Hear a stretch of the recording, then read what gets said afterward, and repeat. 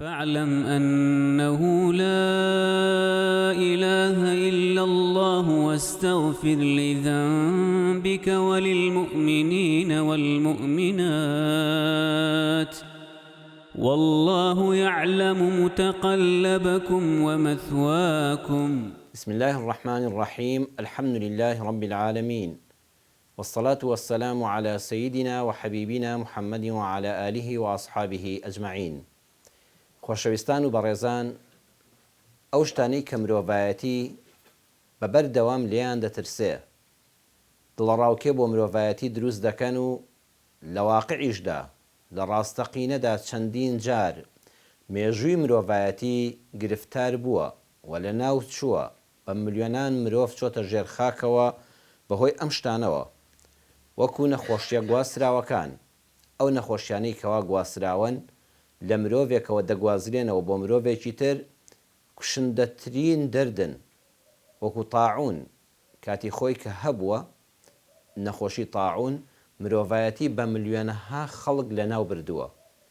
کاتێک کە مێژووی مرۆڤایەتی دەخوێنیتەوە، هەتا وەکو سەردەمی ئیسلام، تاعونی عەمواسیش کە بەناوبانگە، سەحابە گەورەکانی پێغەمبەر صلی الله عليه وسلم وەکو سەحابەی بەڕێز ئەبا عوبەیدە بەهۆی نەخۆشی تاعونەوە وەفاتی کردووە، کۆچی دوایی کردووە. ئەو نەخۆشیانەی کە دەگوازرێنەوە لە ئەنجامی بەریەککەوتنی مرۆڤێ لەگەڵ مرۆڤێکی تردا زۆر سام ناکەن. بەردەوام کە ئەو دەنگ و باسە بڵاو بۆەوە فڵان نەخۆشی گواسراوە پەیدا بوو، مرۆڤایەتی تووشی ترس و دڵەڕاوکەیەکی گەورە دەبێ و حەقی خۆشێتی. دواتر ئەنفلۆنزای باڵندە پەیدا بوو. ئەگەر مێژوو بخوێنیتەوە، لە ئەنفلۆنزای باڵندەشدا بە ملیۆن مرۆڤ زیاتر لە ناوچووە. لە سەردەمی ئەمڕۆدا کۆڕۆنا کە لەم بارودۆخەدا خوای پەروەردگار دەرگای ڕەحمەتمان لێ بکاتەوە، سەیرەکەی تەواوی جیهان، گۆڕانکاری لە بواری سیاسی، لە بواری ئابووری، لە بواری کۆمەڵایەتی، لە بواری زانستی و زانکۆکاندا بەسەردا هاتووە بەهۆی نەخۆشیە گواسراوەکانەوە. بەڕاستی جیهانی بە شێوەیەک شڵەقاندووە کە بە چەندین ساڵی تر زەحمەتە وەکو خۆی لێبێتەوە. بۆیە مرۆڤایەتی هەمیشە لە نەخۆشیە گواسراوەکان ترساوە کە لە ناوی بەرێ. مرۆڤایەتی هەمیشە لەوە ترساوە کە تووشی گرانی ببێ، تووشی نەمانی نان و خواردن ببێ، ئەویش بەهۆی وشکە ساڵی. کاتێک کە بێبارانی ڕوویدا، دەغڵودانەکان وشک بوون، دانەوێڵە لەسەر زەوی نەڕوا، ئاژەڵەکانیش گژوگیانەما بیخۆن، گرانی گەورە ڕوودەدا. ئەو گرانیانەی کە وشکە ساڵیەکە تەواوی وڵات بگرێتەوە نەک سنوورێکی دیاریکراو. هەروەها جار هەیە باران دەبارێ، بارانێکی زۆر دەبارێ، بەڵام سن و کیسەڵە پەیدا دەبێ، وەکو ئێمە لە ساڵانی پێشووتری نەوەتەکانە بینیومانە. هەروەها ئەم ساڵیش خوای پەروەردگار پەناماندا سن و کیسەڵە پەیدا بۆتەوە. ئەو پچکۆلەیە، ئەو حەشەرەیە کاتێ دەچێتە سەر ئەو گەنمە، هەرچی خۆراکەکەی دەری دەکا، دواتر بە هیچ شێوەیەک سوودی لێ نابیندرێ، گەنمەکە جوۆیەکە بەڕەڵا دەکرێ. کرمی ناو زرعات، کشتتوکاڵەکان دەکرێن، ئەو کرمەی کە بە چاو نابیندرێ، سێدەکەی ڕووەکەکە لە شوێنی خۆیان وشک دەبێ. بوونی کۆلۆ کولە کە لە مێژووی مرۆڤایەتیدا چەندین جار هاتووە، سەوزایی و شینایی لەسەر زەوی نەهێشتووە، تەنانەت قەدی دارەکانیشی خواردووە، هەمووی وشک کردووە.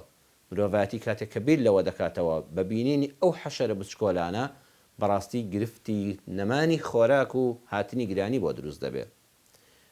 دوای ئەوە جەنگ کە لە کۆنەوە لە مێژووی مرۆڤایەتیەوە لەگەڵ سەر هەڵدانی مرۆڤ لەسەر زەویدا و بوونی مرۆڤ لە هەر شوێنێکە بە دڵنیاییەوە جەنگی شەبووە، تا گەیشتە جەنگی جیهانی یەکەم، جەنگی جیهانی دووەم، جەنگەکانی دواتر تا ئەم سەردەمە. لە ئەنجامی جەنگیشا وشەی جەنگ هەر کە گوێبیستی بووی کە لە ڕاگەیاندنێکەوە 22 وڵاتێک جەنگی تێکەوتووە، یەکسەر ئەوانەی کە دێنە بەرچاوی مرۆڤەکان کوشتن، کەوتنی هەزاران جەنازە، مرۆڤانێک کە نازانن بۆ خەڵکیان کوشت و بۆچی کوژران. بوونی کەم ئەندامانێکی زۆر لە ئەنجامی پاژماوەی جەنگەوە، ئەو هەموو خەڵکە بێدەست و بێقاچ دەبێ، ئەندامێکی جەستەی لەدەست دەدا بەهۆی جەنگەوە.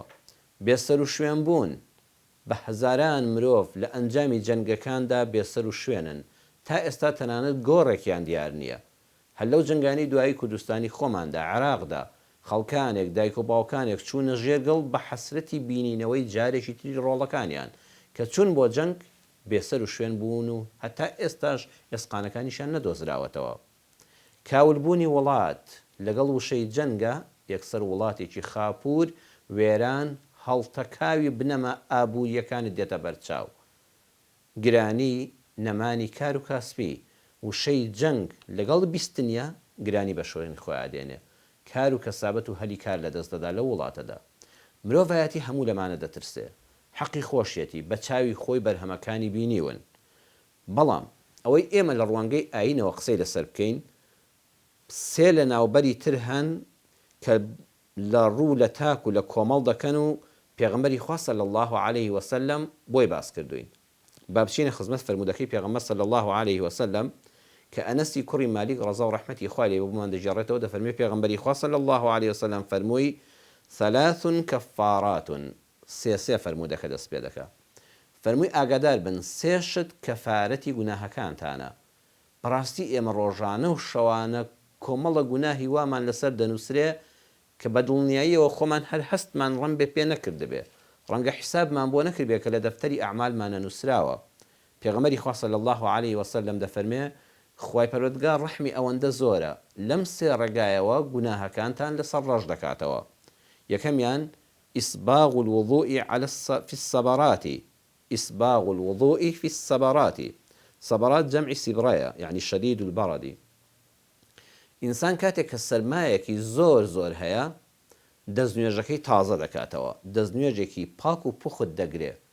ئەو سەرما زۆرە ئەو ئاوە ساردە وای لێ ناکە کە هەر تەنها مەسحی ئەندامەکانی بکە، بەڵکو بە جوانی دایان شۆرێ.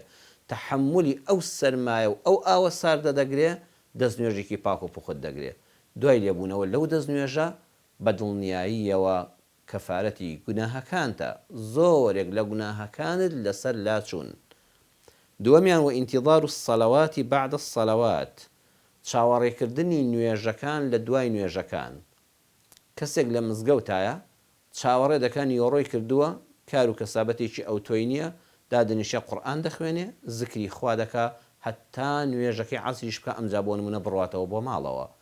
نوێژی عەسری کردووە کارێکی دنیایی پێویستی نییە، ناوێ بڕوا غەیبەتی ئەم و ئەو بکە بە دیار کەناڵێکی تەلەڤیزۆنی بێمانای بێدینکەر و بێژینکەرەوە دابنیشێ هەوڵ دەدا لە مزگەوتە و ماڵی خوادا بمێنێتەوە، چاوەڕێ مەغریبیش بکە ئەمجا بڕواتەوە ماڵەوە. یان مەغریبی کردووە لە زۆر شوێنە دەبینی کەسانێک لە مەغریبا دانیشتون ناڕۆنەوە بۆ ماڵەوە، ماڵ و منداڵیش عادەتیان پێوە گرتووە دوای نوێژی خەوتنان دوای نوێژی عیشانان دەخۆن، چاوەڕێی نوێژێک دەکات تا نوێژێکی تر. ئەو دانیشتن لەو ماوەیەدا هەمووی کەفارەتی گوناهەکانە. ئەی کەسێکی تر کە لەسەر دوکانەکەیەتی خوای پەروەردگار فەرمانی نەکردو تاز بەرز لە مزگەوتا بمێنیتەوە، کەسێکی تر لە دوکانەکەیەتی، کەسێکی تر لە فەرمانگەکەیەتی، کەسێکی تر لە کۆمپانیاکەیەتی، خوێندکارێک لە زانکۆکەیەتی لەسەر دەرس و دەورەکەیەتی، ئەمیش دڵی لای نوێژەکانێتی. ئەم فەرمودەیە پێمان دەڵێ بەردەوام سەیری سەعاتەکەی دەکات، سەیری موبایلەکەی دەکات، چەندی ماوە بۆ نوێژەکەم لە مزگەوتا بکەم، لە کاتی خۆیان بیکەم، نوێژەکەم نەفەوتێ، بەردەوام دڵی لای نوێژەکانێتی. هەموو ئەو کەسانی کە ئاوا نوێژێکیان کردووە لە خەمی نوێژەکەی داهاتوویدایە کە لە کاتی خۆی دابیکە کە لە مزگەوتا بیکە، ئەوانەش کەفارەتی گوناهەکانیانە. ئەو چاوەڕێکردنە، ئەو خەم لێ خواردنە، ئەو لە بیربوونە مژدە لێبێ بزانە ئەی موسڵمانی بەڕێز ئەوە کەفارەتی گوناهەکانتە. ونقل الأقدام إلى الجماعات، هەنگاونان بەرەو مزگەوت و ماڵی خوا. کاتێ هەنگاوێک دەنەی هەر هەنگاوێک بەرەو جەماعەت و نوێژی بە کۆمەڵ لە مزگەوتا دەینێ، ئەو هەنگاوانە خوای پەروەردگار دەیکاتە کەفارەتی گوناهەکانت. جا جەماعەت نوێژە بە کۆمەڵەکان دەگرێتەوە، جەماعەت دەرس و دەورەکان دەگرێتەوە، لە شوێنەکە تەفسیری قورئان دەکرێت، لە شوێنەکە حەدیسەکانی پێغەمبەر صلی الله عليه وسلم شی دەکرێتەوە، لە مزگەوتێکە دەرس و دەورێک هەیە تۆ هەنگاو هەڵدەنێی تەنها لەبەر خاتری خوا بەشداری ئەو دەرسە بکەی، دینەکەت شتێکی زیاتر فێربی، بۆ ژینەکەت شتێکی باشتر بزانی، لەو کاتەدا ئەو هەنگاوانەش خوای پەروەردگار دەیکاتە کەفارەتی گوناهەکان. پێغەمبەری خوا صلی الله عليه وسلم فەرمووی وثلاث درجات، سێشت پلەتان بەرز دەکاتەوە.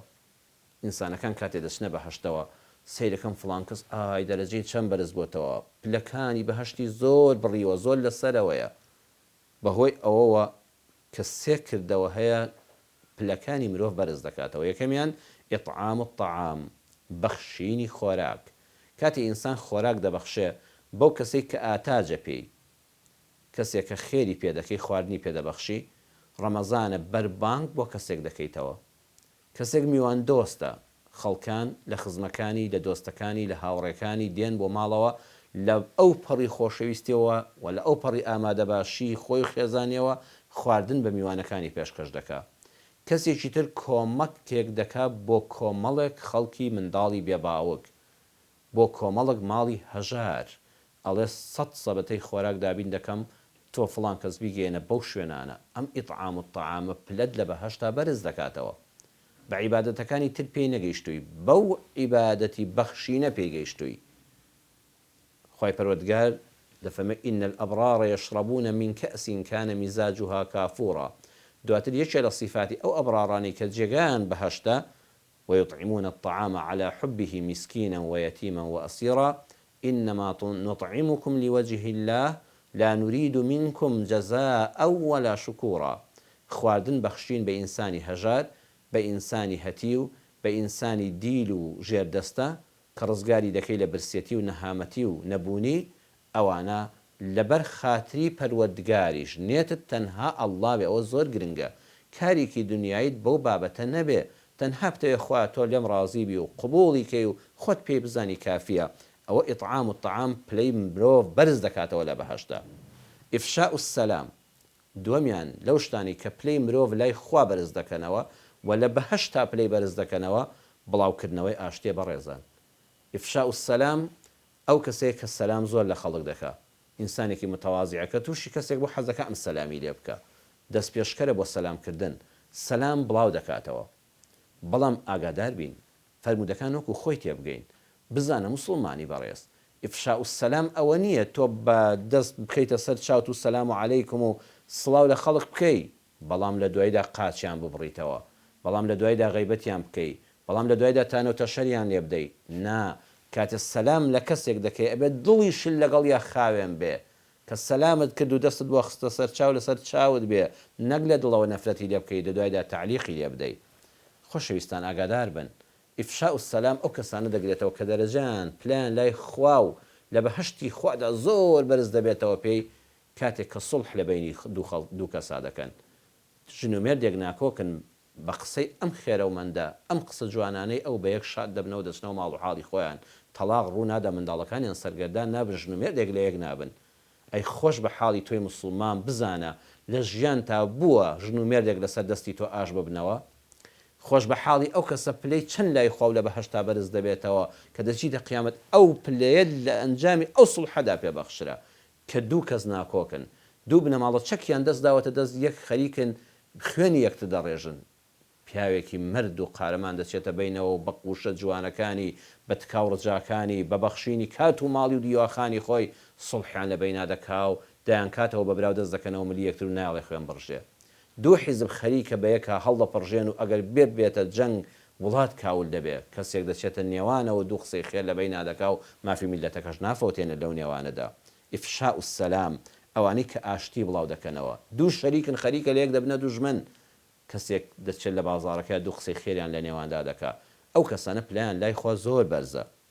والصلاة بالليل والناس نيام ئەو کەسانەی کاتێک کە خەڵک خەوتون بەشێک لە شەو تەرخان دەکەن بۆ شەو نوێژ، بەس بینی خوان و خوا ئاگای لێیەتی، کەسی تر ئاگای لێ نییە، باسیشی ناکەن بڵێ ئەم شەو وەڵڵاهی لە شەو نوێژە ئەوەندە مامەوە، لە ماڵەوە شەو نوێژەکانی دەکا، ئەگەر لە مزگەوتا کردی ناڵە خەڵک ئاگای لێ بێ، لە هەیوانی مزگەوتێکە لە سووچێکە خۆی پەنادەدا، باشتر وایە شەو نوێژ ئەوە نەبێت تۆش تا بەیانی نەخەوی، مەگەر شەوانی قەدری ڕەمەزان، ئەیتر حەقی جەستەشت بدە، حەقی ماڵ و منداڵت بدە، حەقی پیشەکەت بدە.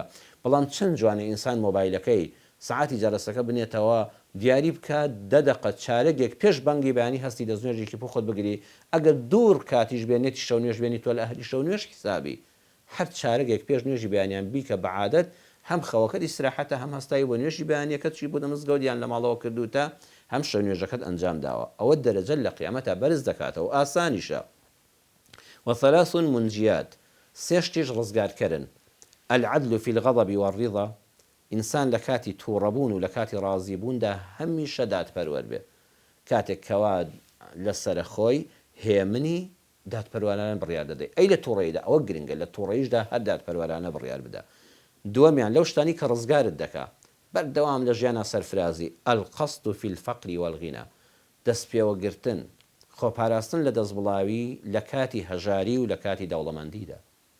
بەداخەوە ئێمە لە وڵاتەکەی خۆماندا ئەبینین زۆر بەمان واین کاتێک کە پارێک لە جیشفانمانایە، کاتێک کە موچەیەکی باش وەردەگرین، کاتێک مامەڵەیەکماناتۆ پێشەوە دەستمایەکی گەورەمان دەستکەوتووە، کاتێک جوتیارێک فەلاحەتەکەی فرۆشتۆ و پارەیەکی مۆڵی بۆ هاتۆتەوە بە یەک کەڕەت دەست دەکا بە ئیسراف و زیادەڕەوی، ئەو شتانەی کە هەر پێویستنی نیوەی بە فیڕۆ دەدا، پارەکانی بەفیڕۆ دەدا، دواتر کە هیچی پێنەما ئەم جەسکی خۆی هەڵدەخشێ لە برساندا، ئەم جەس زیاد لە حەد خۆی دەخشێ حتا هەی بۆ قەدری نەزانی. پێغەمبەری خوا صلی الله عليه وسلم فەرمووی یەکێک لەو سێ شتەی ڕزگارت دەکا و سەرفرازی دنیا و قیامەتت دەکا لە کاتی هەبوونی و دەوڵەمەندی و گیرفان پڕی و دەست پڕیدا و لە کاتی هەژاریشدا میان ڕەو بە، دائیمە زیادە ڕەوی مەکە.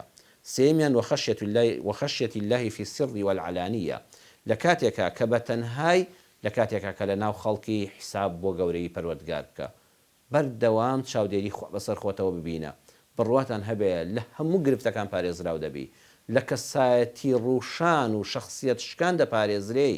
خەڵکانێک هەن تاوەکو چاوی کامێرایان لەسەرە و تا لە ناو کۆمەڵگای خەڵەباڵغدان خۆپارێزن، دایمە کەسایەتی خۆیان بەرز ڕاگرتووە. بەڵام ئەگەر دەتەوێت هەمیشە کەسایەتیت پارێزراو بێ لەو شوێنەی کەوا سڕیە کە کەسی لێ نییە، کامیرای لێ نییە، چاودێری لەسەر نیە حیساب بۆ گەورەی خوا بکە، حیساب بۆ بینینی خوا بکە، بڵێ خوایە تۆ دەمبینی. لەو کاتەدا کە شەرمت لە خوا کرد لەو کارانەی کە قێزەونن کە خراپن خۆت دەپارێزی. کۆتایی حەدیسەکە بەوە دێنین وتمان سێ شت لە ناوبەرن کە پێغەمبەری خوا صلی الله عليه وسلم باسی کرد وثلاث مهلكات، ئەم سیانە فشح مطاع، چروکیەکی گوێڕایەڵی بۆ کراو، و هەوە متتەبع، ئارەزوویەکی شوێن کەوتوو کە ئارەزوەکەت هەیە تۆ شوێنی دەکەی و دەتەوێت بە ناڕەوا تێریکەی، وإعجاب المرء بنفسه، خۆپەسندی، ئینسان شانازی بە خۆیەوە بکە، خۆی زۆر لا گەورە بێ، لە سنووری خۆی بچێتە دەرەوە، سنووری مرۆڤبوونی خۆی بترازێ، ئەوەندە معجب بێ بە کەسایەتی خۆی، بە شخصیەتی خۆی، بە بوونی خۆی، بە دەوڵەمەندی خۆی، بە زانستی خۆی، بە دڵنیاییەوە بزانە ثەلاث مهلیکات، ئەو سیانە لە هەر کەسێکە هەبن لە ناوی دەبە. ئەم بابەتە شیرینە، ئەم بابەتە ضرورە خۆشەویستان کە ئەم سێ لە ناوبەری کە پێغەمبەر صلی الله عليه وسلم باسی کردن سەرچاون بۆ هەموو شەڕ و نەهامەتیەکانی مرۆڤایەتی. ئینشاء الله لێرەدا کۆتایی بە بابەتەکە دێنم، بەڵام لە وتاری داهاتوودا لە خزمەتتاندا درێژە بەو بابەتە دەدەین و تاوکاتە هەموو لایەکتان بەخوا دەسپێرم. والسلام عليكم ورحمة الله وبركاته. فاعلم أنه لا إله إلا الله واستغفر لذنبك وللمؤمنين والمؤمنات والله يعلم متقلبكم ومثواكم